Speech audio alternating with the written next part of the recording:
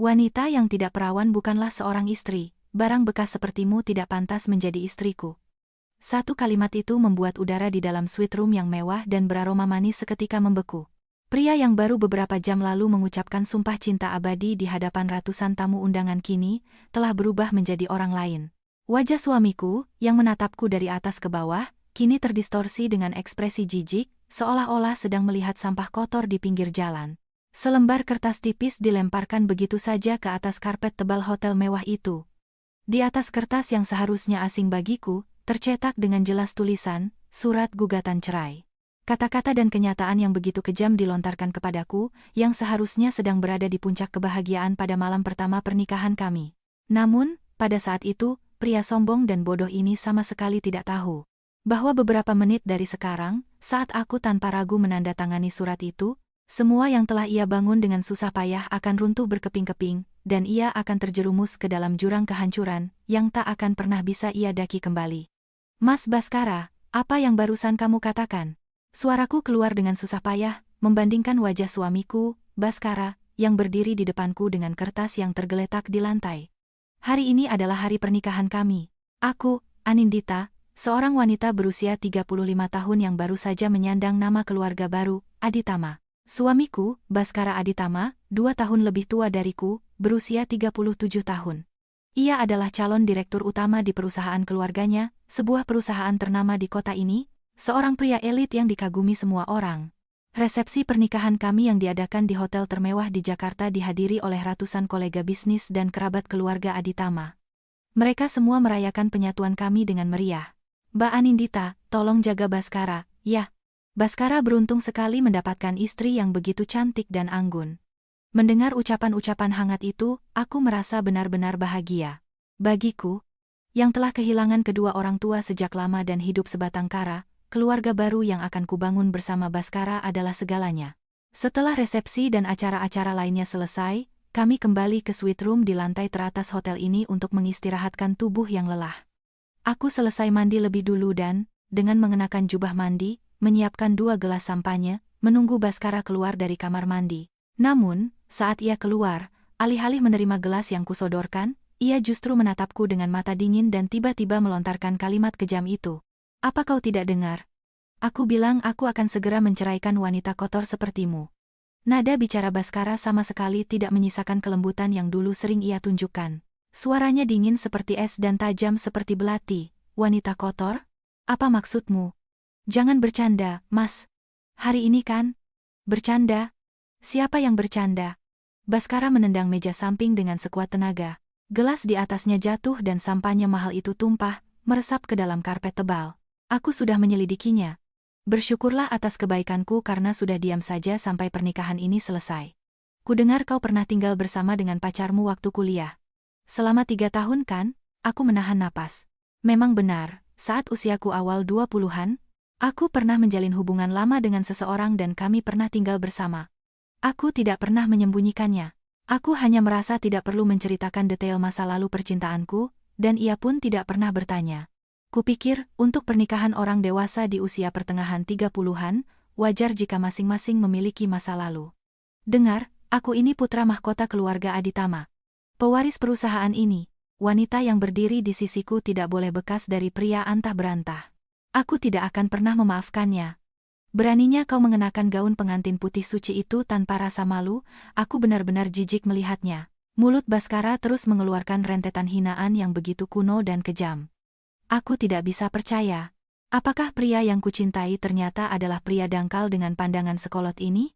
Jadi, itu alasanmu memberiku surat cerai? Suaraku terdengar begitu rendah dan dingin, bahkan aku sendiri terkejut, tak setetes air mata pun jatuh. Rasa tidak masuk akal dan kedangkalan pria ini membuatku lebih merasa muak daripada sedih. Tentu saja, yang kuinginkan adalah istri yang suci dan tanpa noda. Kau hanyalah produk cacat, tapi sudahlah. Wanita sebatang kara dan miskin sepertimu pasti tidak akan bisa hidup jika kucampakkan. Baskara tersenyum sinis, penuh kemenangan. Ia menunjuk surat cerai di lantai dan berkata, menangis dan memohon pun tidak ada gunanya. Tapi, jika kau bersujud dan berjanji akan menjadi budakku seumur hidup, mungkin aku akan mempertimbangkan untuk membiarkanmu tinggal di rumah ini sebagai istri pajangan. Baiklah. Memotong ucapan Baskara, aku berdiri dengan tenang. Kuambil surat gugatan cerai yang ia lemparkan dan meraih pulpen yang ada di meja samping tempat tidur. Hah? Senyum superior di wajah Baskara seketika lenyap. Aku hanya perlu tanda tangan di sini, kan? Aku berkata dengan suara dingin tanpa menatapnya sedikit pun, lalu mulai menggoreskan ujung pulpen di atas kertas. Di depan pria bodoh yang tidak tahu apa yang akan terjadi selanjutnya, suara gesekan pulpen di atas kertas terdengar sangat keras di dalam suite room mewah dengan pemandangan malam kota Jakarta. Hei, apa yang kau lakukan?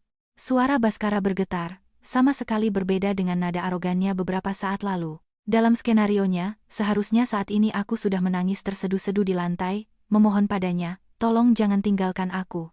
Aku akan melakukan apa saja. Aku seharusnya menjadi korban yang patuh dan menyedihkan untuk memuaskan egonya, meredakan tekanan sebagai putra mahkota dan rasa inferioritasnya. Apa? Tentu saja aku menandatangani surat cerai, seperti yang kamu inginkan. Aku menjawab tanpa mengangkat wajah, terus mengisi kolom nama, tanggal lahir, dan alamat dengan tenang. Tanganku tidak bergetar, air mataku tidak jatuh. Yang ada hanyalah perasaan dingin dan datar, seolah sedang mengisi surat pengunduran diri dari perusahaan tempatku bekerja selama bertahun-tahun. Tunggu. Maksudku, aku hanya ingin kau mengerti posisimu. Posisiku. Sebagai produk cacat yang tidak suci dan wanita miskin sebatang kara yang menyedihkan? Aku berhenti menulis dan menatap Baskara dengan pandangan sedingin es. Kami bertemu setahun yang lalu. Saat itu aku, dengan seragam staf administrasi yang sederhana, mengantarkan dokumen ke kantornya di PT Aditama Niaga. Kasihan sekali, kau tidak punya orang tua. Biar aku yang melindungimu seumur hidup, katanya dengan kata-kata manis dan sikap yang menawan. Putra tunggal dari keluarga terpandang, pewaris tahta perusahaan besar. Pria elit seperti itu dengan gigih mendekatiku, yang hanyalah seorang staf administrasi lulusan SMA. Orang-orang di sekitar kami menyebutnya kisah Cinderella modern, dan aku sendiri pun sempat percaya pada kata-katanya. Namun, setelah kami bertunangan dan persiapan pernikahan dimulai, sikapnya perlahan berubah. Aku yang membelikan gaun itu dengan uangku, jadi ikuti seleraku. Kau itu tidak berpendidikan, jadi dengarkan saja apa kataku. Wanita yatim piatu sepertimu seharusnya bersyukur dipungut oleh keluarga Aditama yang terhormat. Perlakuannya setelah mendapatkan apa yang ia mau sungguh berbeda. Di setiap ucapannya, tersirat pandangan yang meremehkanku, bukan sebagai individu, melainkan sebagai hewan peliharaan penurut untuk memoles statusnya. Meskipun begitu, aku mencoba meyakinkan diri bahwa ia mungkin merasa tertekan sebagai seorang pewaris dan mencoba memaklumi kata-kata kasarnya. Aku ingin percaya bahwa di balik semua itu, ia adalah pria yang baik hati. Tetapi malam ini, dengan hinaan barang bekas yang keterlaluan, sesuatu dalam diriku benar-benar putus. Perasaan cinta yang pernah ada telah tumpah dan meresap ke dalam karpet bersama sampahnya itu, tak bersisa sedikit pun. Ini, sudah kutandatangani. Kuulurkan lembaran surat itu ke dada Baskara. Meskipun kolom saksi dan materai belum terisi, ini sudah lebih dari cukup sebagai pernyataan niatku yang jelas. Kau serius? Baskara merebut surat itu dan wajahnya pucat pasi melihat tanda tanganku. Serius? Bukankah kamu yang memberikannya padaku? Tapi sepertinya kamulah yang paling terkejut aku menandatanganinya. Jangan bercanda. Berhenti berpura-pura kuat. Baskara kembali melampiaskan amarahnya dengan memukul dinding di dekatnya. Dulu, mungkin aku akan takut melihat sikap kasarnya. Tapi sekarang, anehnya aku tidak merasa takut sedikit pun. Pria yang berteriak-teriak dengan wajah memerah di depanku ini tampak begitu kecil dan menyedihkan. Setelah kucampakkan, wanita lulusan SMA sepertimu tidak akan bisa hidup sendiri. Mulai besok kau bahkan tidak punya tempat tinggal. Kau mendekatiku hanya karena mengincar uang dan statusku, kan? Hinaan yang sama sekali tidak berdasar itu membuatku menghela napas lelah. Ia begitu yakin bahwa aku adalah wanita miskin dan sebatang kara. Ia tidak tahu mengapa aku menyembunyikan identitasku dan mengaku hanya sebagai staf administrasi biasa. Itu kulakukan untuk menemukan seseorang yang benar-benar mencintaiku apa adanya, bukan karena status dan latar belakangku. Tapi, untuk pria dangkal ini, tidak ada gunanya lagi menjelaskan kebenarannya. Aku tidak butuh uangmu sepeser pun. Aku juga tidak akan menuntut tunjangan apapun. Jadi, tolong jangan pernah muncul di hadapanku lagi. Akan kubuat kau menyesal. Dengan koneksiku, aku bisa membuatmu tidak bisa hidup di kota ini. Mengabaikan gertakan pecundangnya, aku berjalan cepat ke lemari pakaian dan mulai memasukkan barang-barangku ke dalam koper. Hei, jangan mengabaikanku, kau mau lari. Baskara terus berteriak di belakangku, tetapi hatiku sudah sedingin es. Tak ada sedikit pun rasa sesal. Setelah selesai berkemas, aku melangkah menuju pintu. Tepat saat tanganku menyentuh gagang pintu, DRRTTT. DRRTTT. Tiba-tiba, dering ponsel Baskara memecah keheningan. Wajahnya langsung pucat pasi saat melihat layar ponselnya. Kenapa? Kenapa ketua direksi menelepon malam-malam begini? Peneleponnya adalah ketua direksi dari Nusantara Holdings, perusahaan induk dari PT Aditya Maniaga, sosok yang sangat dihormati dan ditakuti oleh Baskara. Itu adalah panggilan dari atasan tertinggi yang sama sekali tidak bisa ia tentang. Dengan gemetar, Baskara menjawab telepon itu, dan yang terdengar selanjutnya adalah kalimat yang akan menghancurkan hidupnya selamanya. Iya, halo. Selamat malam, Bapak Haryono. Suatu kehormatan bagi saya menerima telepon dari Bapak. Suara Baskara terdengar melengking dan tegang. Sikap arogannya yang seperti raja beberapa saat lalu lenyap tak berbekas. Dengan kedua tangan gemetar, ia menempelkan ponsel ke telinganya dan membungkuk-bungkuk hormat pada ruangan kosong.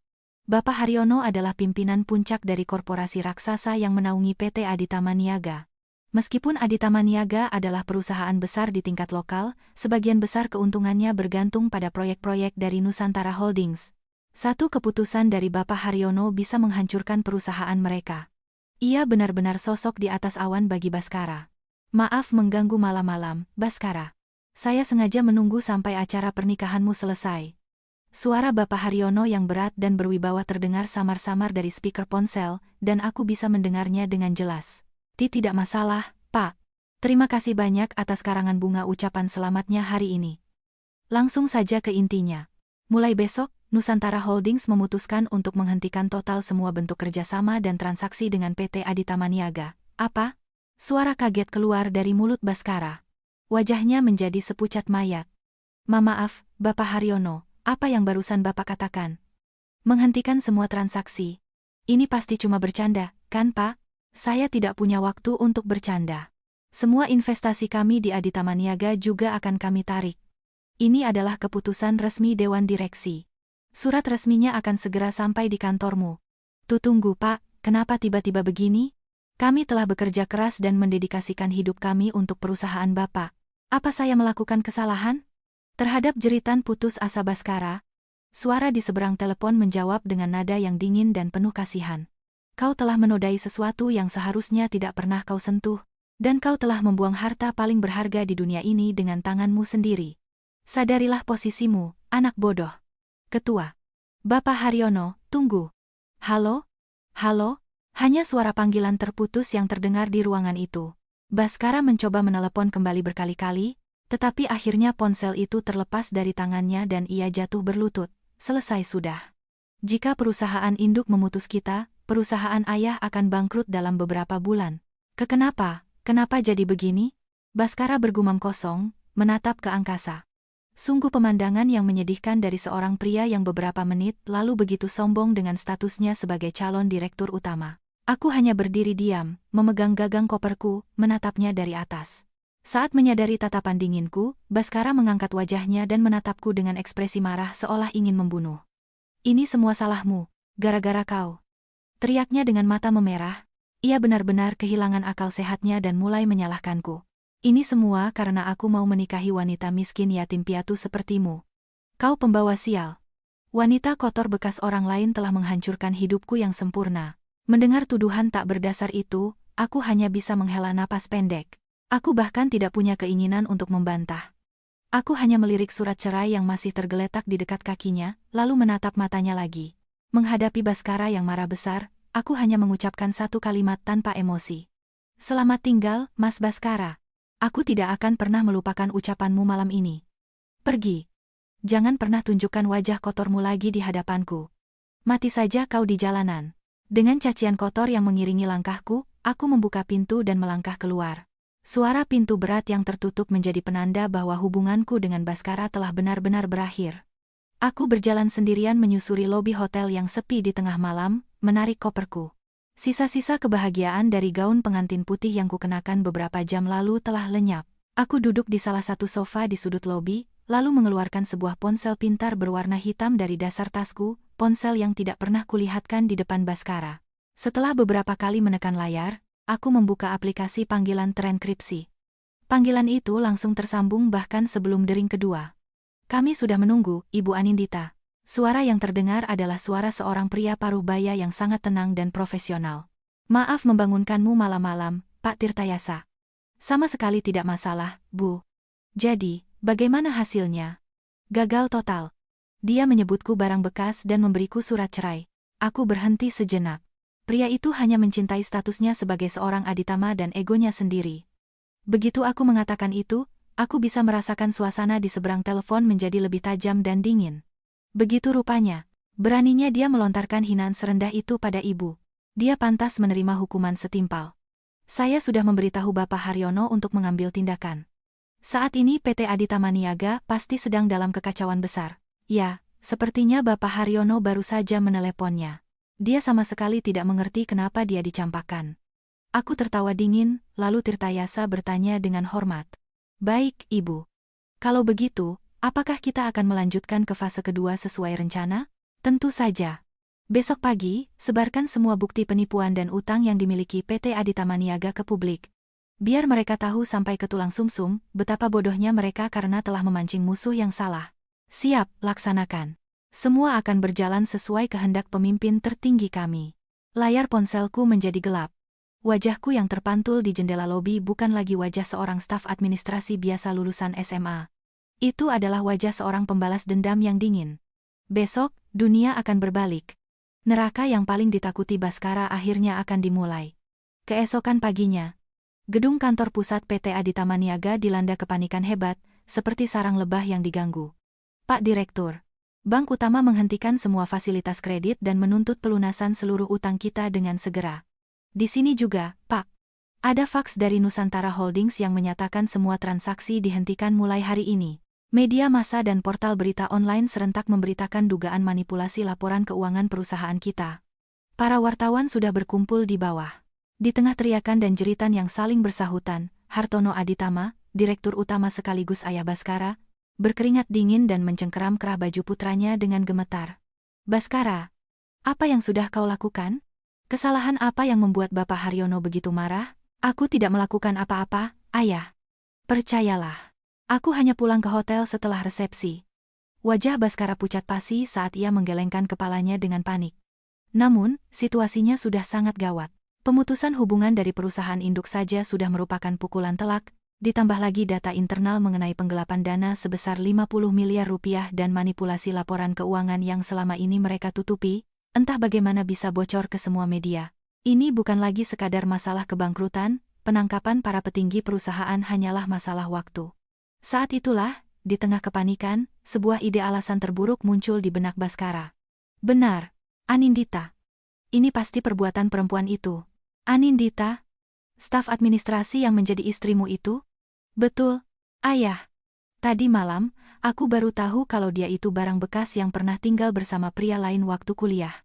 Wanita kotor seperti itu tidak pantas menjadi istri seorang aditama. Makanya, aku langsung memberinya surat cerai dan mengusirnya. Baskara berkata dengan bangga, seolah-olah ia adalah pihak yang benar. Pasti perempuan miskin itu dendam karena aku campakkan. Dia pernah bekerja di bagian keuangan, jadi dia bisa mengakses data rahasia perusahaan. Untuk balas dendam, dia mengarang cerita bohong tentang perusahaan kita dan menjualnya ke media. Dia pasti juga sudah memfitnah kita kepada Bapak Haryono. Normalnya, mereka seharusnya sadar bahwa seorang staf administrasi biasa tidak mungkin punya kekuatan untuk memengaruhi direktur utama perusahaan induk. Namun, Hartono yang pikirannya sudah kalut, langsung percaya pada hayalan bodoh putranya. Perempuan tidak tahu diuntung. Beraninya dia membalas kebaikan keluarga Aditama dengan kejahatan. Dengar, Baskara. Panggil pengacara kita. Kita akan menimpakan semua tuduhan penggelapan dana ini padanya. Kita akan melaporkannya ke polisi sebagai pelaku tunggal. Dengan begitu, kita akan menjadi korban, dan kesalahpahaman Bapak Haryono bisa diluruskan. Ide bagus, ayah. Aku akan segera panggil perempuan sialan itu ke sini. Wajah Baskara kembali dihiasi senyum sinis. Ia benar-benar percaya bahwa ia tidak bersalah. Semua ini adalah kesalahan perempuan rendahan yang tidak tahu diri. Jika ia bisa menjebloskan perempuan itu ke penjara, hidupnya yang gemilang akan kembali seperti semula.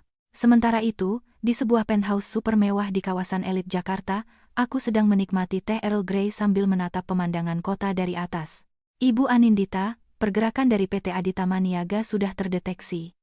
Tirtayasa, yang berdiri di belakangku, menunduk hormat sambil memegang tablet. Baskara Aditama dan ayahnya, Hartono, sepertinya memulai rencana untuk menimpakan seluruh tanggung jawab skandal ini kepada ibu. Baru saja ada panggilan masuk ke ponsel lama ibu dari Baskara. Dia meninggalkan pesan, menyuruh ibu datang ke kantor untuk mengurus administrasi pengunduran diri dan membicarakan uang pesangon. Aku tertawa sinis. Dasar bodoh. Mereka benar-benar berpikir bisa menimpakan kejahatan yang sudah mereka lakukan selama bertahun-tahun pada seorang staf administrasi biasa. Uang pesangon? Mereka pasti berencana menjebakku dan menyerahkanku ke polisi sebagai penjahat. Apa yang akan kita lakukan, Bu? Jika ibu mengizinkan, saya bisa langsung ke sana dan menghancurkan mereka sampai tak bersisa. Tidak perlu. Aku akan pergi sendiri. Aku meletakkan cangkir tehku dan berdiri perlahan. Mereka pikir aku ini staf administrasi bodoh yang tidak tahu apa-apa. Aku harus memberitahu mereka secara langsung, betapa mahal harga yang harus mereka bayar untuk kesalahpahaman itu. Aku membuka lemari pakaianku. Bukan lagi seragam kantor yang sederhana, melainkan setelan jas hitam dari desainer ternama yang menunjukkan wibawaku sebagai seorang pemimpin. Di cermin, sorot mataku bukan lagi sorot mata Anindita yang pernah mencintai Baskara. Itu adalah sorot mata yang lain. 1 jam kemudian, di lantai teratas gedung PT Aditama Niaga, di dalam ruang rapat direksi yang tertutup pintu kokoh, Baskara, ayahnya Hartono, beberapa direktur lain, dan seorang pengacara bayaran mereka sudah menunggu. Begitu aku membuka pintu, suara teriakan Baskara langsung menyambutku. Beraninya kau datang, dasar pencuri. Karena ketahuan tidak perawan dan dicampakkan, kau menggelapkan uang perusahaan dan menjual data rahasia ke media? Perempuan rendahan sepertimu pantas membusuk di penjara seumur hidup. Baskara menatapku dengan angkuh. Di belakangnya, pengacara mereka melempar setumpuk dokumen tuntutan ganti rugi dan laporan pidana ke atas meja. Namun, aku tidak mengucapkan sepatah kata pun. Aku hanya menatap mereka dengan mata dingin. Keheningan dan ketenanganku yang aneh perlahan membuat senyum di wajah Baskara memudar. Kenapa tatapanmu seperti itu? Apa kau tidak sadar situasimu sekarang? Justru kalian yang tidak sadar dengan situasi kalian. Aku membuka suara dengan tenang, lalu mendorong sebuah amplop putih ke tengah meja. Yang akan masuk penjara bukanlah aku. Saat melihat nama pengirim di amplop itu, wajah sang pengacara seketika pucat pasi, dan ia mulai gemetar hebat. Di tengah meja, tergeletak sebuah amplop putih. Begitu melihat nama pengirim yang tertera di permukaannya, wajah pengacara mereka langsung kehilangan warna. Pena yang dipegangnya jatuh ke lantai dengan bunyi klik. Tidak mungkin.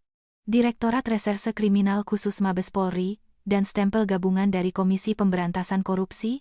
Kenapa? Kenapa surat seperti ini ada di tangan seorang staf administrasi biasa? Pengacara itu mulai gemetar dan mundur beberapa langkah. Direktorat Reskrimsus adalah unit elit yang khusus menangani kejahatan korporasi dan skandal korupsi besar.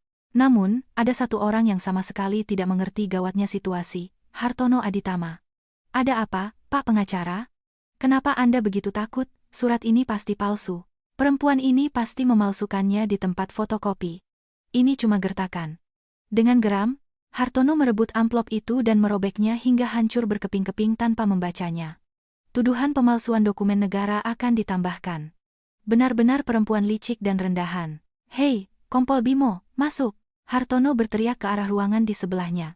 2 orang pria berbadan tegap dengan setelan jas masuk dengan cepat. Mereka adalah Kompol Bimo, seorang polisi korup dari Polres setempat yang punya hubungan dengan Hartono, dan anak buahnya. Maaf membuat Anda menunggu, Pak Hartono. Jadi, ini perempuan yang menggelapkan uang perusahaan Anda? Bimo menatapku dari atas ke bawah dengan senyum mesum. Benar. Dia yang menggelapkan 50 miliar rupiah dan menjual rahasia perusahaan kami ke media. Segera tangkap dan bawa dia. Mendengar ayahnya, Baskara ikut maju dengan angkuh dan mulai menghinaku dengan wajah menyeringai.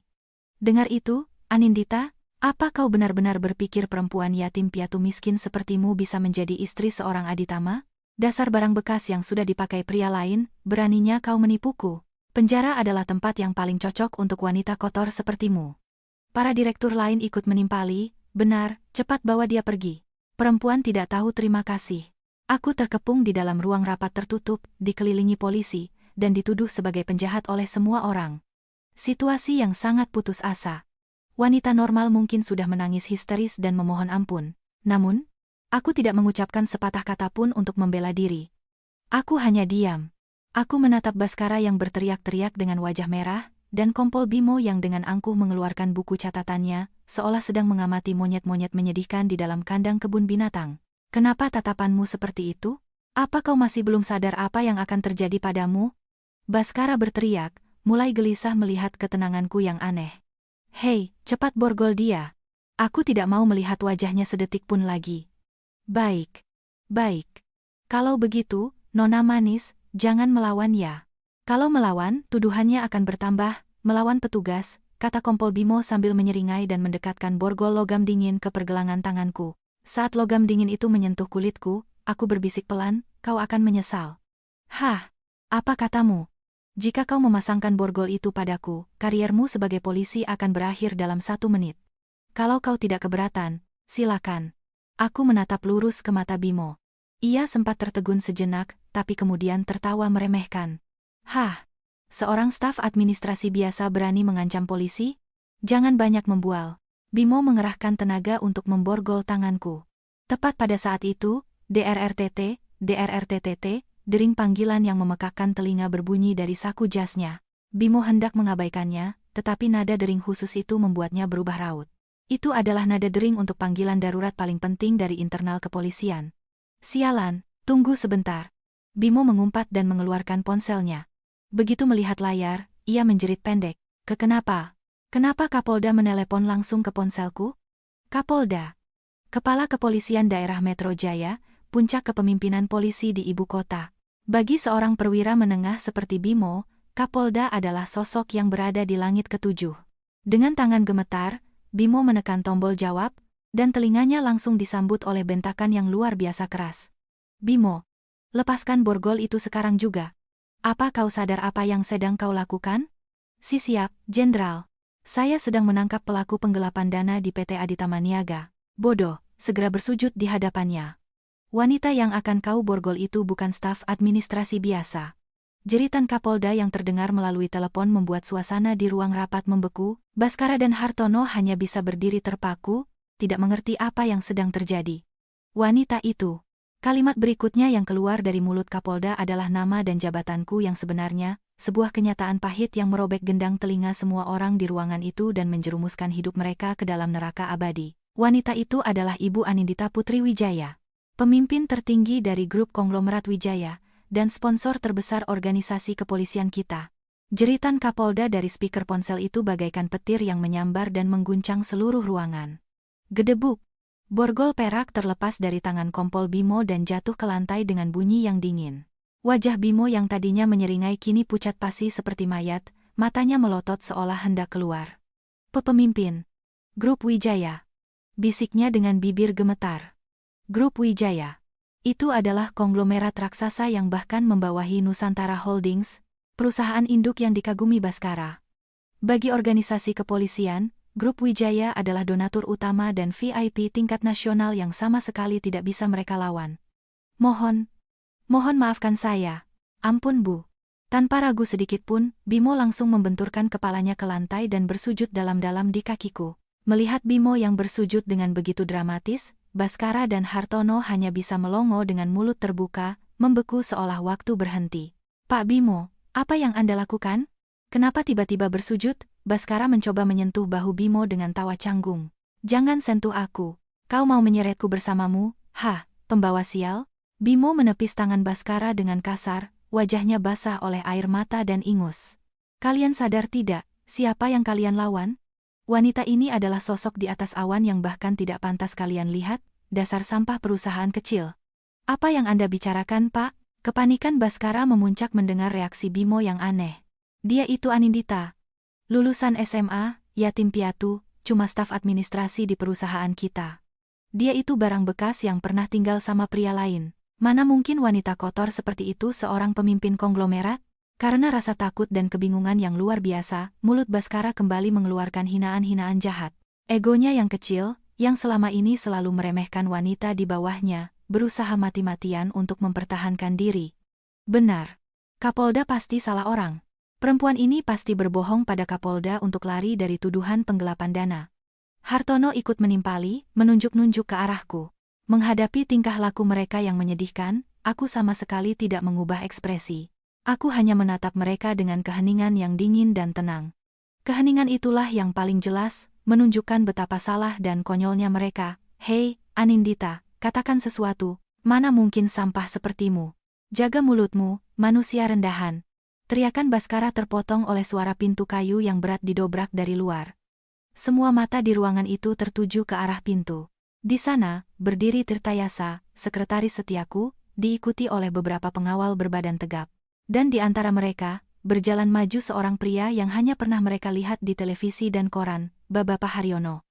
Hartono bergumam, seolah tidak percaya dengan apa yang dilihatnya. Pimpinan tertinggi Nusantara Holdings, pemegang nasib PT Aditya Maniaga, kenapa ia datang langsung ke ruang rapat perusahaan kecil ini? Bapak Haryono sama sekali tidak melirik Hartono. Ia berjalan lurus ke arahku. Lalu, di depan semua orang yang menahan napas, ia melakukan sesuatu yang luar biasa. Ibu Anindita, kami datang untuk menjemput Anda. Pria yang begitu mereka puja dan takuti, Bapak Haryono, membungkukkan badannya dalam-dalam di hadapanku. Hah? Suara kaget keluar dari mulut Baskara. Hartono bahkan sampai pingsan dengan mata memutih. Terima kasih atas kedatangan Anda, Pak Haryono. Tirtayasa, terima kasih atas persiapannya. Aku menjawab, bukan dengan suara Anindita si staf administrasi, melainkan dengan suara rendah dan berwibawa seorang pemimpin tertinggi. Suatu kehormatan bagi kami, Bu. Apakah orang-orang bodoh ini telah melakukan sesuatu yang membahayakan Anda? Bapak Haryono menatap tajam ke arah Baskara dan yang lainnya. Baskara menjerit ketakutan dan mundur. Tidak, Pak Haryono. Ini semua salah paham. Tidak ada yang salah paham, Mas Baskara. Aku berjalan perlahan dan berdiri di depan Baskara yang gemetar ketakutan. Pria yang semalam dengan angkuh memberiku surat cerai sudah tidak ada lagi. Yang ada hanyalah makhluk kecil menyedihkan yang gemetar di hadapan kekuasaan absolut. Sekarang, apa otakmu yang dangkal itu sudah bisa mengerti siapa sebenarnya wanita yang kau sebut barang bekas dan hendak kau jebloskan ke penjara ini? Pertanyaan dinginku membuat wajah Baskara benar-benar kehilangan warna, seolah ditelan oleh kegelapan bernama keputusasaan. Tidak. Ini bohong. Ini pasti cuma acara prank. Anindita, berapa banyak uang yang kau bayar untuk menyewa orang-orang ini? Di tengah keheningan yang mencekam, suara melengking Baskara terdengar. Rasa takut dan penyangkalannya terhadap kenyataan membuat otaknya menolak untuk memahami situasi. Kau bahkan menyewa aktor yang mirip dengan Bapak Haryono untuk menjebakku? Tidak akan berhasil. Perempuan bodoh lulusan SMP sepertimu tidak mungkin bisa merencanakan sandiwara sebesar ini. Siapa yang menyuruhmu? Di ambang kehancuran, mulut Baskara terus mengeluarkan hinaan-hinaan yang tidak relevan. Bahkan ayahnya, Hartono, yang pingsan di sebelahnya, jika sadar, mungkin akan menyuruhnya berhenti. Tapi ia terus berteriak seperti orang gila. Aku hanya menatap pemandangan menyedihkan itu dalam diam. Karena aku diam, Baskara mengira aku kehabisan kata-kata, dan ia semakin menjadi-jadi. Lagi pula, untuk apa pemimpin konglomerat bekerja sebagai staf administrasi rendahan di perusahaan kita? Tidak masuk akal. Kau pasti penipu yang mendekatiku hanya untuk mengincar status dan uangku. Benar-benar bodoh dan tidak tertolong. Begitu aku bergumam pelan, Tirtayasa di belakangku melangkah maju. Baskara Aditama, pria rendahan sepertimu memang tidak akan pernah bisa memahami pemikiran Ibu Anindita. Tapi sebagai hadiah perpisahan, akan kujelaskan. Tirtayasa mengoperasikan tabletnya dan menampilkan sebuah diagram di monitor besar di dinding. Di sana, tergambar jelas pembukuan rahasia PT Aditya Maniaga dan alur dana yang rumit.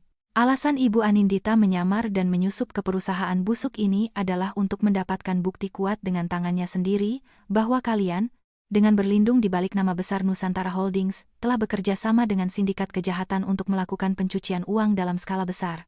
Mendengar kata-kata itu, kali ini semua ekspresi lenyap dari wajah Baskara. Hartono menjerit pendek dan pingsan lagi, kali ini dengan tangan mencengkeram lehernya. Ya, itulah kejahatan terbesar mereka. Bukan sekadar penggelapan uang perusahaan biasa. Mereka menyalahgunakan kepercayaan perusahaan induk untuk mencuci uang kotor dari dunia hitam dan menerima imbalan yang sangat besar. Dengan jaringan grup Wijaya, menghancurkan kalian dari luar sebenarnya sangat mudah, tapi aku ingin melihatnya dengan mataku sendiri. Seberapa busuk perusahaan yang selama ini dipercaya oleh Bapak Haryono, suaraku yang dingin menggema di ruangan itu.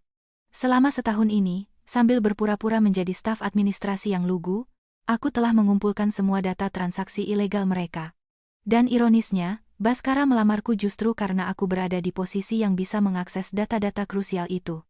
Ia ingin memanfaatkanku sebagai kaki tangan yang mudah dikendalikan karena aku sebatang kara. Jadi, Kau dari awal mendekatiku hanya untuk menyelidiki kami. Tidak juga. Aku sempat berharap. Berharap mungkin masih ada sedikit nurani yang tersisa di dalam dirimu. Tapi kata-katamu semalam telah menghancurkan harapan kecil itu. Mendengar penjelasanku, Baskara gemetar hebat. Bapak Haryono, semua data bukti sudah dikirimkan ke Komisi Pemberantasan Korupsi, Direktorat Jenderal Pajak, dan Bareskrim Polri. Beberapa menit lagi, gedung ini akan dikepung, kata Tirtayasa tanpa ampun. Para direktur lainnya mulai menangis, saling menyalahkan. Saya hanya mengikuti perintah direktur. Saya punya keluarga, perusahaan bangkrut, mereka semua akan ditangkap dengan tuduhan berat. Semua yang dibanggakan Baskara hancur berantakan di depan matanya. Namun, manusia yang terpojok dalam keputusasaan terkadang melakukan hal-hal gila. Jangan bercanda, jangan bercanda. Tiba-tiba Baskara meraung seperti binatang buas, menatapku dengan mata memerah. Beraninya, Yeto menghancurkan hidupku. Kau sendiri juga tidak sempurna. Jangan menatapku dari atas dengan sombong. Ia mengeluarkan sebuah foto lama dari saku jasnya dan menunjukkannya padaku. Aku sudah menyewa detektif sebelum menikah. Ini bukti kau tinggal bersama pria lain selama 3 tahun waktu kuliah. Skandal seorang pemimpin konglomerat yang punya hubungan gelap dengan pria antah berantah. Kalau kau tidak mau ini tersebar ke publik, segera hentikan polisi. Itulah rahasia masa laluku yang menjadi alasan ia menyebutku barang bekas pada malam pernikahan. Baskara mengangkat foto itu tinggi-tinggi, benar-benar yakin ia bisa membalikkan keadaan. Namun, saat melihat foto itu, bukan aku yang terkejut, melainkan Bapak Haryono dan Tirtayasa. Mereka melotot seolah tidak percaya. Kau, foto itu. Kau tahu siapa pria di foto itu? Suara Bapak Haryono bergetar. Bukan karena takut padaku, melainkan karena rasa ngeri yang luar biasa, seolah Baskara telah menyentuh sesuatu yang paling sakral dan terlarang. Kau. Foto itu. Kau tahu siapa pria di foto itu? Wajah Bapak Haryono, yang biasanya sedingin es, kini berkerut karena rasa takut dan hormat yang luar biasa. Namun, Baskara, yang sudah benar-benar kehilangan akal sehatnya, tidak menyadari kesalahannya. Siapa? Cuma mahasiswa miskin, kan? Menurut penyelidikan detektifku, Anindita tinggal bersama pria ini di sebuah apartemen sempit dan kumuh. Dasar barang bekas yang sudah dinodai pria tidak jelas, beraninya mengaku sebagai pemimpin konglomerat. Sebelum hinaan Baskara selesai, tinju Bapak Haryono sudah mendarat telak di pipinya. Pukulan yang luar biasa keras untuk pria berusia di atas 60 tahun. Tubuh Baskara terlempar, menabrak sofa kulit mahal, dan terguling ke lantai. Mulutnya mengeluarkan busa darah dan matanya memutih. Baskara. Pak Haryono, kenapa? Diam kau, Hartono. Kau dan anakmu telah menyentuh sesuatu yang paling terlarang di dunia ini. Bentakan Bapak Haryono membuat kaca jendela bergetar. Ia memungut foto yang jatuh itu dengan kedua tangan gemetar, seolah sedang memegang benda pusaka suci. Di dalam foto itu, ada diriku di usia awal 20-an, dan seorang pemuda yang merangkul bahuku dengan lembut sambil tersenyum. Pria ini bukan pria antah berantah. Beliau adalah Tuan Prasetya Wijaya, pendiri jenius yang membangun Nusantara Holdings dari nol, orang yang telah menyelamatkanku dari keterpurukan, dan pemimpin tertinggi grup Wijaya generasi sebelumnya. Apa? Gerakan Baskara yang merintih di lantai seketika terhenti. Ia menatap Bapak Haryono dengan tatapan kosong. Tidak mungkin. Kenapa pemimpin grup Wijaya tinggal di apartemen sempit seperti itu? Tuan Prasetya sengaja menyembunyikan identitasnya dan turun ke masyarakat biasa untuk belajar tentang kehidupan. Beliau adalah sosok yang mulia dan agung, sesuatu yang tidak akan pernah dimengerti oleh orang sombong sepertimu yang hanya mengandalkan kekayaan orang tua. Mendengar ucapan Bapak Haryono, aku memejamkan mata. Kenangan 10 tahun lalu kembali dengan jelas. Seperti yang dikatakan Baskara, aku dulu memang sebatang kara. Dibesarkan di panti asuhan, setelah lulus SMA aku bekerja keras. Saat itulah Prasetya, yang juga menyamar dan bekerja di sebuah bengkel kecil, menyapaku. Kami jatuh cinta dan menghabiskan 3 tahun paling bahagia di apartemen tua yang sempit itu, meskipun kami tidak punya uang. Namun, Prasetya meninggal di usia muda karena penyakit parah.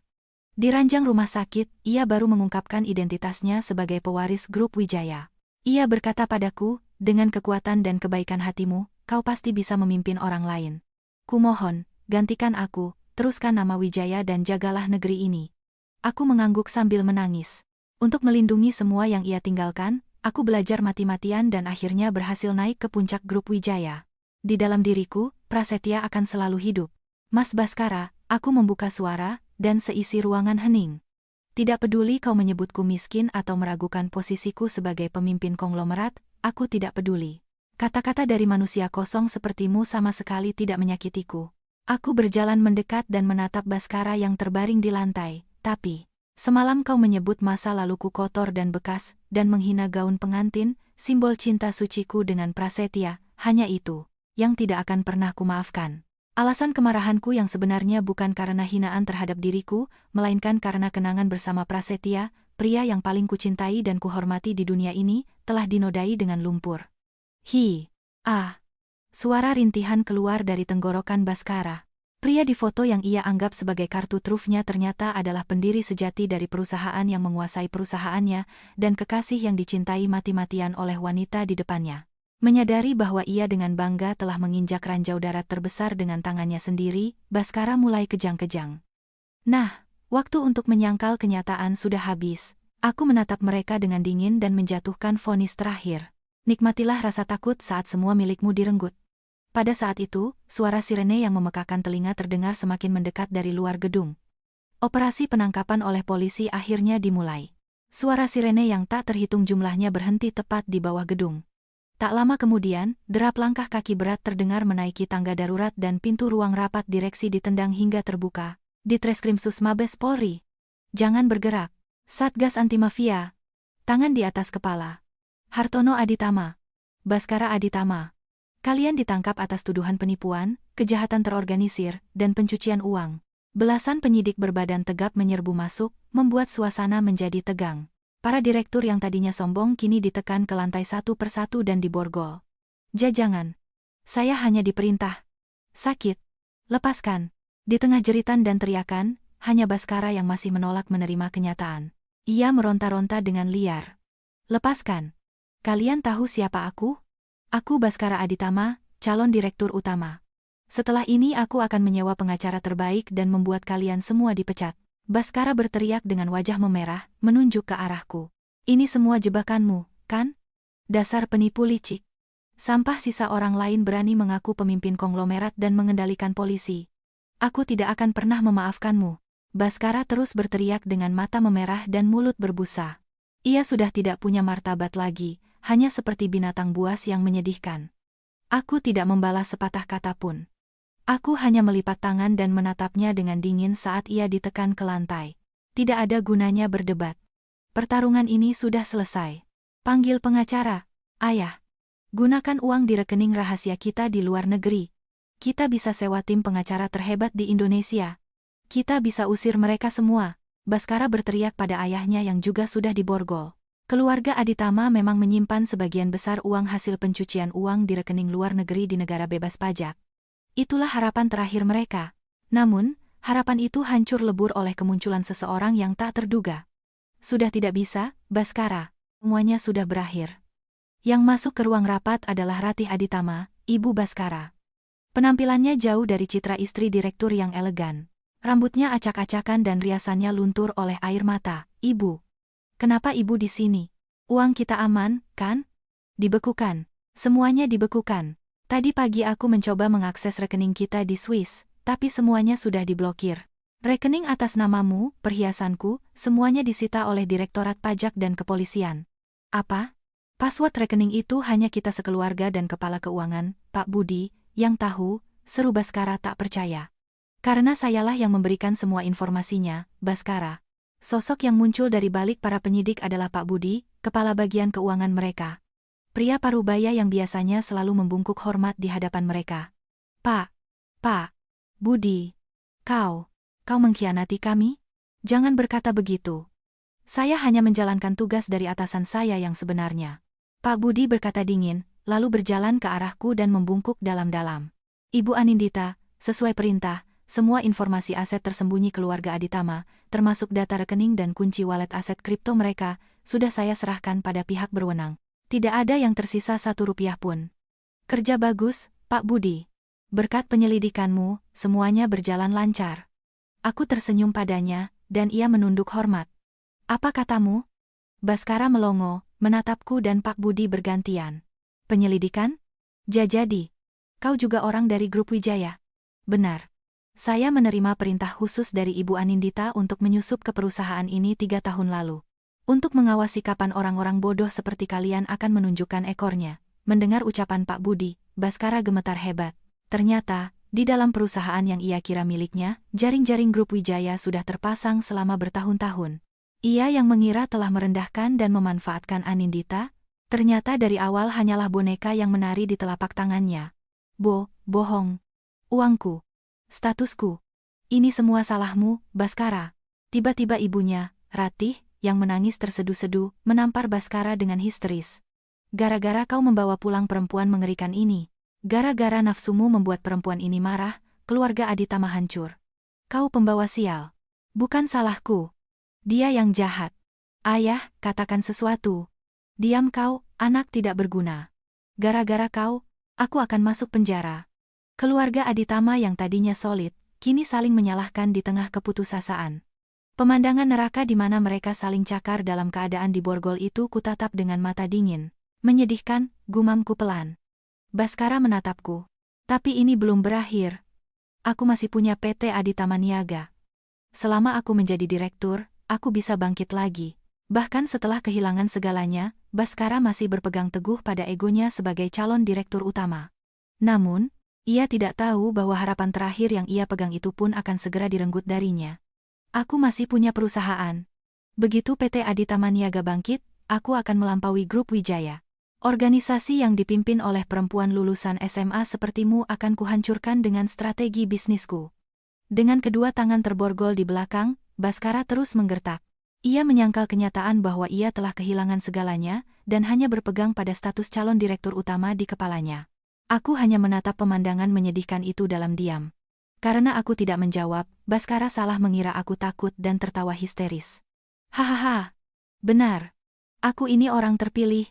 Ayah, cepat panggil pengacara, dan kita bangun kembali perusahaan ini. Aku tidak akan membiarkan kastil kita direbut oleh pencuri ini. Membangun kembali PT Aditama Niaga?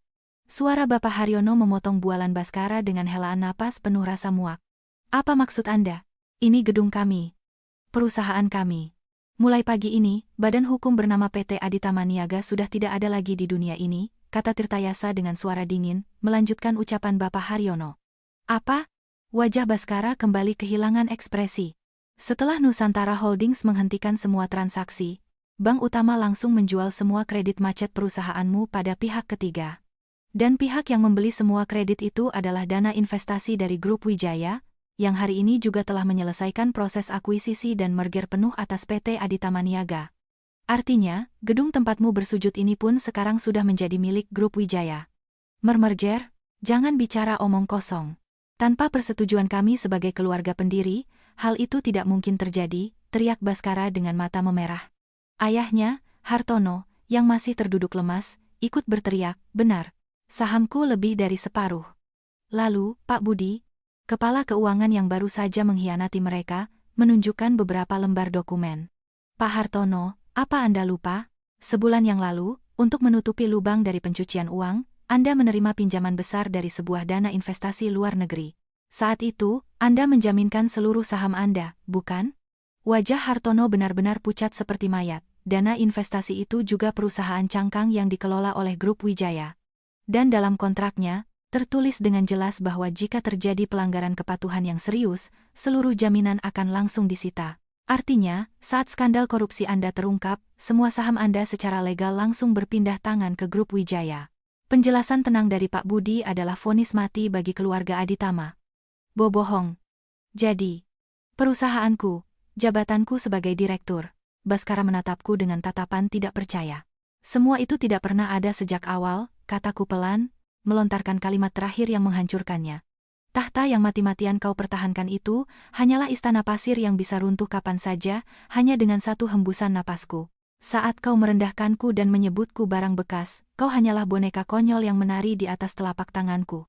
Tidak riba akak, jeritan seperti binatang buas keluar dari tenggorokan Baskara. Perusahaan, harta, status, bahkan satu-satunya identitasnya sebagai calon direktur utama, semuanya hanyalah ilusi. Pria yang mengira dirinya adalah penguasa absolut ternyata hanyalah boneka paling tak berdaya di dunia. Tidak mungkin. Aku calon direktur. Ini kastilku. Aku tidak akan membiarkannya direbut oleh perempuan miskin ini. Baskara benar-benar kehilangan kewarasannya. Ia berguling-guling di lantai sambil menangis dan berteriak bahwa dia, perwira yang memimpin operasi, memberi perintah dingin. Para penyidik menyeret Baskara dan Hartono dengan kasar. Lepaskan. Anindita. Tolong aku. Aku salah. Mari kita mulai dari awal. Aku mencintaimu.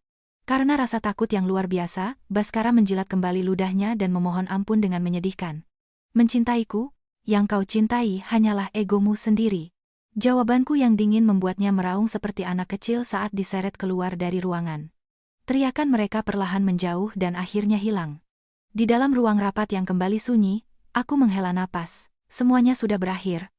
Namun, aku tidak tahu bahwa amukan terakhir Baskara akan memicu kekacauan yang lebih besar. Lepaskan. Aku Baskara Aditama. Kalian akan menyesal telah memperlakukanku seperti ini. Teriakan menyedihkan Baskara menggema di lobi lift saat ia diseret oleh penyidik. Tepat pada saat itu, ting. Pintu lift VIP di lantai teratas terbuka dengan perlahan. Sayang, aku datang menjemputmu. Bersamaan dengan aroma parfum yang menyengat, muncul seorang wanita muda berusia awal 20-an dengan gaun mewah dan menenteng beberapa tas bermerek. Vina? Kenapa kau di sini? Seru Baskara kaget. Wanita bernama Vina itu menoleh dan terbelalak melihat Baskara diborgol di lantai, dikelilingi polisi. Loh? Kalian lagi ngapain? Syuting sinetron polisi? Vina yang sama sekali tidak mengerti situasi, berjalan mendekat dengan santai.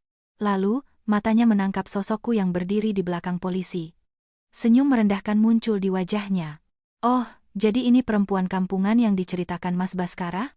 Janda tua barang bekas yang katanya mau diusir malam ini juga, ya? Vina menunjukku dan tertawa terbahak-bahak. Aku sudah dengar semuanya dari Mas Baskara. Perempuan miskin yatim piatu lulusan SMA. Kasihan sekali ya. Dipungut cuma buat jadi istri pajangan. Tapi, pasangan sejati Mas Baskara itu aku, jadi, nenek tua kadaluarsa sepertimu cepat kemasi barangmu dan pergi dari sini. Dihina begitu rupa oleh wanita, yang jelas-jelas selingkuhan suaminya, aku sama sekali tidak marah. Aku hanya menatapnya dengan diam, dengan mata sedingin es, yang seolah bisa menembus segalanya. Keheninganku yang agung dan suasana yang aneh di sekitar akhirnya membuat Vina sadar ada yang tidak beres. Mas Baskara, ada apa ini? Kenapa kamu diborgol? Vina. Ini salah paham. Saat Baskara mencoba menjelaskan, salah satu penyidik memotong dengan dingin. Baskara Aditama ditangkap atas tuduhan penipuan dan pencucian uang skala besar. PT Aditama Niaga sudah bangkrut dan semua asetnya disita oleh grup Wijaya. Apa? Bangkrut? Ditangkap? Wajah Vina pucat pasi. Tidak mungkin. Dia kan sudah janji mau membelikanku apartemen di Pondok Indah dan mobil Ferrari setelah jadi direktur. Katakan ini bohong. Bebenar?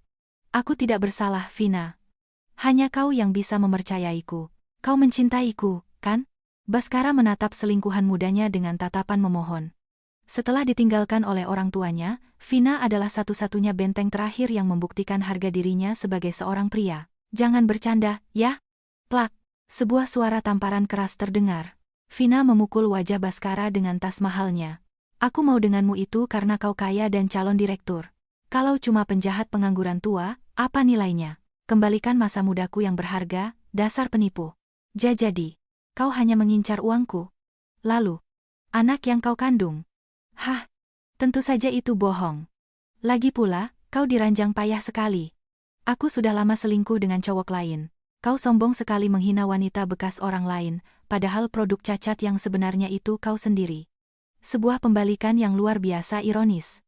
Harga diri Baskara dicabik-cabik oleh wanita yang paling ia rendahkan, dengan kata-kata yang paling tidak ingin ia dengar. Tidak kakak. Jeritan putus asa yang tidak manusiawi keluar dari tenggorokan Baskara. Perusahaan, keluarga, dan harga dirinya yang terakhir, semuanya hancur berkeping-keping oleh ucapan selingkuhannya yang dangkal. Sialan. Aku tidak tahu ada polisi. Aku tidak ada urusannya dengan ini. Vina meludah dan meninggalkan Baskara yang termangu, lalu lari ke arah tangga darurat. Kesendirian total. Kekalahan total. Hati Baskara sepertinya sudah hancur. Namun, kegilaan yang terpojok di batasnya akan memicu tindakan yang tidak terduga. Salahmu. Ini semua salahmu. Tiba-tiba Baskara meraung seperti binatang buas, menatapku dengan mata memerah. Adrenalinnya sepertinya sudah melampaui batas. Ia melepaskan diri dari dua penyidik yang memegangnya dengan kekuatan luar biasa dan, dalam keadaan terborgol, berlari ke arahku. "Awas, Ibu Anindita," teriak Tirtayasa. Mata Baskara sudah benar-benar gila. Niat membunuhnya begitu pekat, seolah ingin menyeretku ke neraka bersamanya. Tubuh Baskara semakin dekat. Tepat pada saat itu, sebuah kenyataan terbesar yang tak terduga akan menghancurkan serangannya. "Mati kau! Kita ke neraka bersama." Baskara menerjang dengan kedua tangan terborgol terangkat. Wajahnya bukan lagi wajah manusia, melainkan iblis yang dikuasai kegilaan. "Awas, Ibu!" Tirtayasa mencoba maju untuk melindungiku, tetapi aku menahannya dengan satu tangan. Aku justru melangkah maju satu langkah. Tepat saat Baskara hendak menabrakku, aku memutar tubuhku, memanfaatkan momentum serangannya untuk menangkap pergelangan tangannya. Dengan teknik Aikido, aku membantingnya ke lantai marmer yang dingin. Bruk. Tubuh besar Baskara terbanting dengan keras. "Jangan salah sangka. Apa kau pikir aku melewati 1 tahun ini sebagai staf administrasi biasa tanpa perlindungan?" Aku menatapnya yang merintih di lantai, membersihkan debu dari lengan bajuku. Sebagai pemimpin grup Wijaya, aku selalu siap menghadapi ancaman. Aku telah berlatih bela diri tingkat tinggi setelah Prasetya tiada. Meskipun kesakitan, Baskara masih belum menyerah. Ia menatapku dari bawah dengan mata gila. "Sialan, aku ini putra terhormat dari keluarga Aditama. Calon direktur utama. Aku tidak mungkin kalah dari anak panti asuhan sepertimu, dari wanita kotor bekas orang lain. Darahku berbeda dengan darah rendahan sepertimu." Hal terakhir yang ia pegang adalah kebanggaan akan garis keturunannya. Namun, harga diri terakhirnya itu akan dihancurkan oleh kenyataan terbesar dari mulut orang yang tak terduga. "Hentikan, Baskara." Yang terdengar adalah suara tangis ibunya, "Ratih. Ibu, kenapa menyuruhku berhenti? Jangan mempermalukan dirimu lagi. Darah Aditama yang kau banggakan itu dari awal tidak pernah ada dalam dirimu." Gerakan Baskara terhenti. Ayahnya, Hartono, juga melotot. "Ratih, apa yang kau katakan? Aku tidak gila. Kau juga sadar, kan, Hartono, bahwa Baskara sama sekali tidak mirip denganmu." Ratih menangis tersedu-sedu, mengungkapkan rahasia tergelapnya. "Saat aku hamil Baskara, kau punya selingkuhan dan tidak pernah pulang. Karena kesepian dan ingin balas dendam, aku punya hubungan dengan sopir kita yang masih muda saat itu. Baskara adalah anak dari sopir itu." "Apa?" Hartono pingsan dengan mulut berbusa. Tapi pukulan paling telak diterima oleh Baskara. "Bohong. Aku bukan keturunan Aditama, aku anak dari sopir rendahan." "Itu benar. Maafkan Ibu, Baskara. Tapi Ibu pikir, jika kau menjadi penerus Aditama, hidup Ibu akan terjamin, jadi Ibu diam selama ini." Pengakuan kejam dari ibunya menghancurkan identitas Baskara sampai ke akarnya. Ia menghinaku sebagai barang bekas dari pria antah berantah. Tapi kenyataannya, dialah yang memiliki asal-usul tidak jelas dan darah kotor. Aku. Mata Baskara menatap kosong, air liurnya menetes. Pikirannya benar-benar hancur. Garis keturunan dan status yang paling kau rendahkan, ternyata itulah yang mengkhianatimu dengan cara paling kejam. Aku menatap Baskara yang sudah menjadi raga tanpa jiwa. Perusahaan, harta, kekasih, dan bahkan garis keturunan sebagai inti keberadaannya, semuanya bohong. Hidup Baskara berakhir dengan cara paling tragis. Semuanya benar-benar sudah selesai. Setelah polisi membawa mereka pergi, aku hendak berbalik. Namun, di ujung pembalasan dendam ini, bukan hanya kehampaan yang menanti. Wajah Tirtayasa terlihat sangat serius. "Ada apa, Tirtayasa?" "Baru saja ada telepon darurat dari kantor pusat, Bu. Sepertinya ada seseorang yang selama ini mengamati kasus ini dari jauh dan ingin bertemu dengan Ibu. Beliau sudah menunggu." "Seseorang?" Saat aku bertanya-tanya, nama yang disebutkan Tirtayasa berikutnya membuat jantungku berdebar kencang, membawa keajaiban terakhir dalam kisah yang kukira sudah berakhir ini. Yang ingin bertemu dengan Ibu Anindita adalah penasihat tertinggi grup Wijaya. Ibu Larasati Wijaya. Nama itu membuat jantungku berdebar. Ibu Larasati Wijaya. Ibu kandung dari almarhum suamiku, Prasetya. Salah satu orang paling berkuasa di grup Wijaya. Dan yang terpenting, orang yang 10 tahun lalu melontarkan hinaan paling kejam dan paling membenciku. Aku diantar ke ruang VIP khusus di hotel. Di dalamnya, duduk seorang wanita tua berambut putih dengan kebaya anggun. Tatapan matanya tajam dan auranya begitu kuat. "Ibu Larasati Wijaya." Aku teringat kejadian 10 tahun lalu di pemakaman Prasetya. Dasar perempuan yatim piatu dari selokan. Beraninya kau menggoda dan merebut nyawa putraku, katanya sambil melemparkan segepok uang padaku. Perempuan parasit sepertimu tidak akan pernah kuakui sebagai menantu keluarga Wijaya. Ambil uang ini dan enyahlah dari hadapanku. Baginya saat itu, aku hanyalah perempuan jahat yang telah merusak putranya. Hinaan itu jauh lebih menyakitkan daripada hinaan Baskara. Aku yakin ia datang untuk memarahiku karena telah mempertaruhkan nama baik Prasetya dalam kasus ini. Aku duduk bersimpuh di hadapannya dalam diam. Anindita, akhirnya ia membuka suara. Aku sudah melihat semua kejadian di PT Aditya Maniaga dari monitor lain. Kau dihina sebagai barang bekas dan pria itu mencoba mengekspos masa lalumu. Aku menguatkan diri, siap menerima hukuman. Kerja yang bagus sekali. Hah? Aku mengangkat wajah, tak percaya. Dan yang kulihat, Ibu Larasati, wanita yang begitu angkuh, menundukkan kepalanya dalam-dalam di hadapanku. Ibu, tolong angkat kepala Anda. Maafkan aku, Anindita. Maafkan kebodohanku 10 tahun yang lalu. Air mata menetes dari matanya. Saat pria itu menghinamu, aku melihat betapa kerasnya kau berjuang untuk melindungi kehormatan Prasetya. Kau menyamar sendirian, membongkar kebusukan di grup Wijaya. Kaulah istri sejati yang dicintai dan dipercaya oleh Prasetya. Itu adalah momen pembalikan yang ajaib. Cinta kami akhirnya diakui sepenuhnya oleh ibunya. Musuh terbesarku telah menjadi pendukung terbesarku. Ibu, justru aku yang minta maaf karena tidak bisa melindungi Mas Prasetya. Air mataku yang selama ini kutahan akhirnya tumpah. Jangan menangis. Sebenarnya ada satu alasan lagi aku datang. Ibu Larasati mengeluarkan sebuah kotak kayu tua. Ini dititipkan oleh Prasetya sebelum ia meninggal. Ia berpesan, saat kau berhasil membereskan masalah di Aditya Maniaga, aku harus memberikannya padamu. Prasetya? Bagaimana mungkin? Aku menyusup ke Aditya Maniaga atas keputusanku sendiri. Bagaimana bisa Prasetya sudah tahu 10 tahun yang lalu? Bukalah. Ini pesan terakhirnya untukmu. Aku membuka kotak itu perlahan. Apa yang ada di dalamnya membuat napasku berhenti dan darahku seolah mendidih karena syok yang luar biasa. Di dalam kotak kayu itu, ada sebuah cincin platina dengan berlian besar yang sangat indah. Di sampingnya, ada sepucuk surat dan selembar dokumen resmi. Ini akta nikah. Dokumen itu menyatakan bahwa pernikahanku dengan Prasetya telah sah tercatat 10 tahun yang lalu. Ibu. Apa ini? Ibu Larasati tersenyum lembut. 10 tahun yang lalu, setelah Prasetya meninggal, aku memang menghinamu. Tapi surat nikah yang ia titipkan padaku, aku tidak sanggup merobeknya. Aku diam-diam mendaftarkannya ke catatan sipil. Jadi, Anindita, selama 10 tahun ini, kau adalah Anindita Putri Wijaya, istri sah dari keluarga Wijaya. Aku terdiam, syok. Aku membuka surat dari Prasetya. Untuk Anindita yang kucintai, jika kau menerima surat ini dari ibu, artinya kau, sebagai pemimpin grup Wijaya, telah berhasil memberantas kegelapan di PT Aditya Maniaga. Sebenarnya aku sudah tahu tentang pencucian uang mereka, tapi tubuhku sudah tidak kuat. Aku percaya kau punya kekuatan untuk menghakimi mereka. Cincin ini adalah cincin pertunangan yang sebenarnya, yang tidak sempat kuberikan padamu di apartemen kita.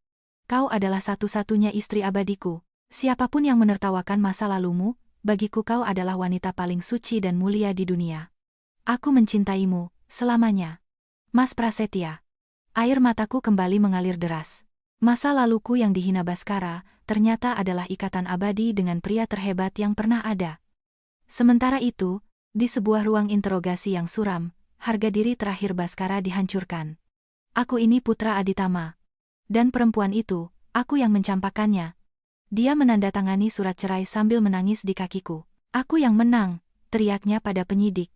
Itu satu-satunya kebanggaan yang tersisa untuknya. Penyidik itu menghela napas. Kau benar-benar bodoh, ya. Surat cerai itu hanya secari kertas tak berharga. Pernikahan kalian tidak pernah sah secara hukum. Itu adalah identitas palsu untuk operasi penyamaran. Ibu Anindita Wijaya sudah menjadi istri sah dari almarhum Tuan Prasetya Wijaya sejak 10 tahun yang lalu. Kau tidak pernah menjadi suaminya. Kau hanyalah badut konyol yang bermain rumah-rumahan sendirian. Tidak. Wajah Baskara benar-benar kehilangan warna. Aku bahkan tidak pernah menjadi suaminya.